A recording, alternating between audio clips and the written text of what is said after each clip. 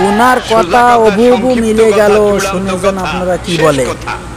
মিজান আবার আসবে, বিজয়ীর বেশে আসবে।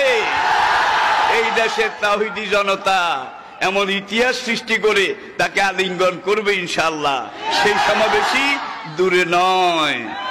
আমাদের সেই দিনী ভাই, আমার সেই সুযোগ্য সন্তান, অচিরে আল্লাহ তাকে আবার আমাদের মাঝে ফিরিয়ে আসার মতো, আনার মতো সৌভাগ্য, পরিবেশ, পরিস্থিতি এটা তিনি যেন দান করেন। সবাই বলুন আমিন।